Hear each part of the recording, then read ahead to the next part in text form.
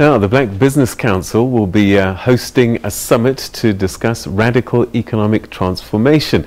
It says that it will focus on tackling the challenges of poverty, unemployment and inequality. To discuss this, I'm now joined by the President of the BBC, Danisa Baloyi. Thank you very much for joining us and welcome to the program. No, thank you for having me.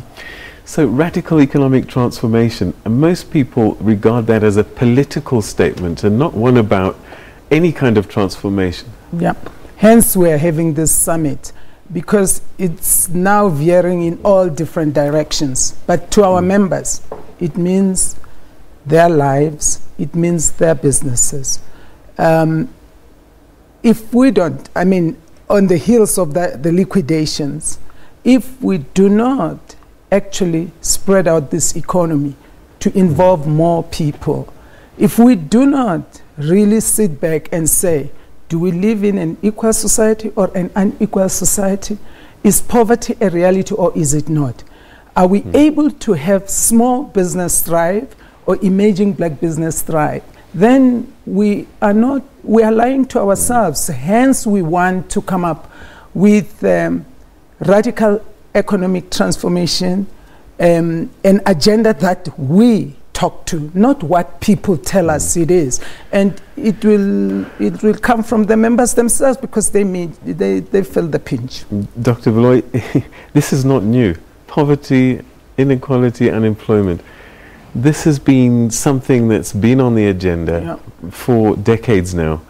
But the term radical creates the impression that, we've suddenly woken up and realized, oh my goodness, something is not quite right. Surely we've known what we needed to do, and we even came up with something called the National Development Plan.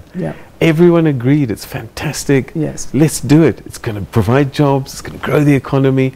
Why do we need new terms? Why don't we just work the plan? Well, that's our idea, that we are going to come out of that summit with a plan that will ensure that our members get to have a piece of this economy. For the past, 23 years, we've tried this, we've tried it. It hasn't worked because we haven't really been bold enough as South Africa to say, what is it that we need? We need to change the structure of this economy to open up and get more people to participate. That's all we need to do. We have not been able to do that because we're bickering. Are you saying the NDP it doesn't work? I'm saying the NDP without a plan to activate it will not work. I am saying if I sit back and I say, oh, black economic empowerment will happen without a plan, or even if there's a plan but there's no will, it will not happen. I'm saying if we really want to see change in South Africa, we have to look at what is structurally not right. We need to say, we know we have money in this country. We know we have minerals in this country, but we know where it's concentrated. Let us open up this economy so more people participate and we'll grow the economy. And it's nothing new, like you said. Let me take you back again. Let's go back. This is not new. Yeah. So we've had ministers, we've had Black Business Council, we've had BUSA, we've had all sorts of groupings talk about these same issues. Isn't that what you're going to do? No, we will come out with an action plan. We are saying we have to say the financial institutions, they have my money as not being wealthy and they have the money of somebody else who's wealthy. The money must work for me who's not wealthy and it must also work for the one who's not wealthy. If we look at the way things are structurally, look at the medical aid, for instance. If I'm healthy, I'm paying for those who are not healthy, but I get nothing in return. Look at the banks. The banks find it difficult to finance, particularly a black person and a woman. Maybe even white women find themselves in a position where they walk through the bank and say, I want you to give me a loan. I have a fantastic plan. And all they can see is risk written all over my face. We are saying, let us remove that and start to build small businesses and put money where our mouths are. Because we are not doing that, Peter. We are feeling it. We are feeling it as small business people, as black business. The financial institutions, the development financial institutions still find it difficult to fund us. Now, we are saying where our money is, we want to have a say. We are saying if you don't do it this way, then we are coming up with a plan that will say those communities that you are neglecting are making sure that this economy runs, this economy is intact, but they get nothing in return. But isn't it the policymakers that have hamstrung the banks?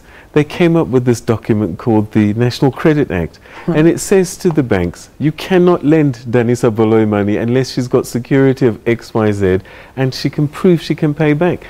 This is what's now, they want to give you, but they can't. And when they do and you fail to pay back, they get into trouble. Isn't it the policymakers that have done this? Well, I will agree with you to some extent on some of the regulatory framework that we've allowed in this country. That's not the only one, the triple PFMA.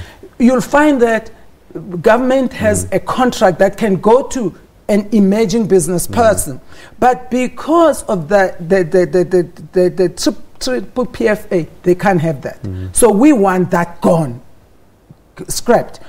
But I still believe we are an unequal society. We still believe that if you're black, you won't pay. If you are a woman, you are worse. If you are poor, forget it. Now, how are we going to make sure that we move people from being poor to being active? How are we going to move people from thinking, if you're black, you cannot perform? And those are the things that we want to talk to. But more than anything, we want to emerge out of that conference saying, hopefully, that the people who hold our money and not look our way will have to face the consequences. Absolutely. All right, Dr. Baloyi, unfortunately we've run out of time. We wish you the best of luck with the conference, and in fact I'd love to chat to you. Yes. What comes out of that conference, what the plan is going to be. We look forward to that conversation. We will do so. All right, and that's where we're going to have to end. We're going to take a quick break, actually. Stay with us.